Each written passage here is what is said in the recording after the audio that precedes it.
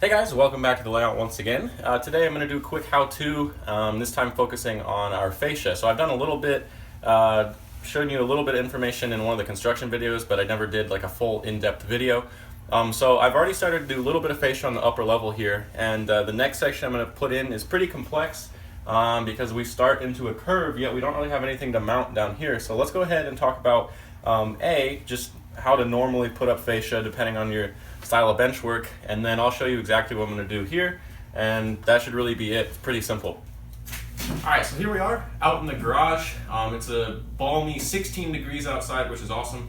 And anyway, the materials you need are all right here, pretty simple, at least for cutting it. I'm using 1/8 inch masonite or hardboard, and I'm actually using these nice 2x4 sheets, kind of project boards that I got from Home Depot. Of course, it's more economical to get the 4x8 sheets, but because I drive a Honda Civic and I'm really too lazy to have them cut it, it's just easier to buy these 2x4 sheets, shove them in my car, and they're really easy to work with. The longer length, the 8-foot sheets is sometimes nice if you want to wrap around curves, but I've had no problem using the 4-foot sections. So anyway, obviously got yourself a tape measure. I need a Sharpie because we're going to mark out and draw the line where we need to cut, and then a saber saw, and this comes in handy for all sorts of projects with your model railroad. And this is going to allow us to cut the contour, either straight line or any sort of contour that you want on the hardboard.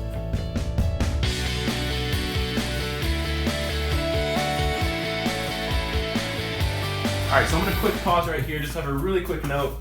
Before I came out here, I measured how high I want the fascia to be. So on the section that we're about to put this on, I decided that I want the fascia to extend about 1/4 inch below the bottom edge of the benchwork, because I think we're going to use LED tape light, and I think a little lip hanging down from the edge of the benchwork will kind of direct that light inwards if we happen to put that the tape light right against the leading edge there.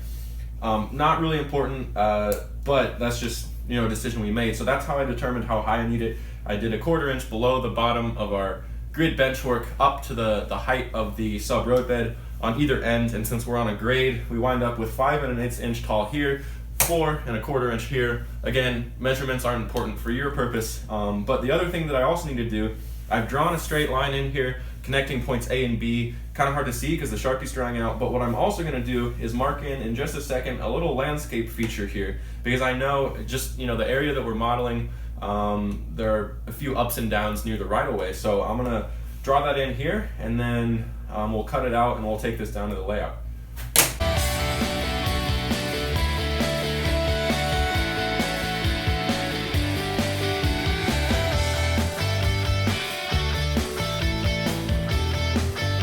Alrighty, so I apologize, I'm holding the camera now because my tripod won't go up this high, but we cut our sheet out, looks like so, and I really like the way the contour came out, so we're going to have to put that right up here. If you'll notice though, on that end where the board comes up, there's really no surface to mount up here, so this is where it gets a little complicated.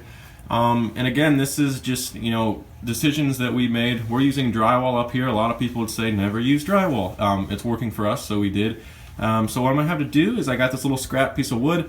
I'm going to put that under here, and what that's going to do is kind of act as a tie over for like half of the section that we have right now. It's going to overlap over here, and then of course the next section we'll be able to mount here because we can't really screw into the drywall edge right there. Around the corner though, there are more surfaces to mount on. So what I'm going to do is just basically clamp our board up here, make sure all the alignment's right after I get the little triangle piece screwed in, and then it's basically just screwing it into the benchwork, and that's really that.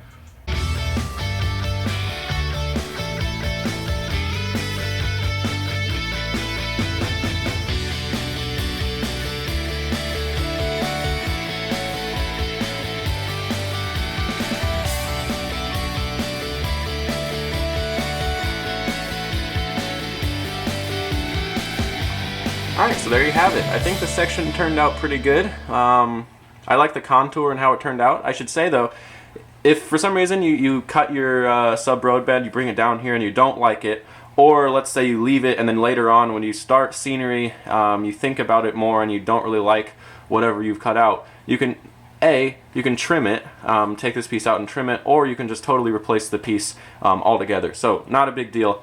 Another thing I should point out is that this is only part one of the whole installation process. Eventually, when we get scenery and stuff in, I'm going to go ahead and paint the fascia. And before I do that, I'm going to go ahead and sand off any bumps or imperfections we have. I've already countersunk the screws, so we'll go over that with, after we sand it, go over that with some putty of some sort, same with the joints.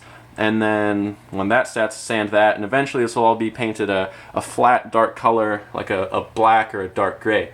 And then I didn't really bring it up, but for sections that aren't curved, like the piece we just worked with is more complicated than usual. Non-curved sections, like everything you see down here, really simple. Just cut out the piece, clamp it to your straight section of benchwork and put 3 screws in it, and that's that. And that's what I've done down here, really easy.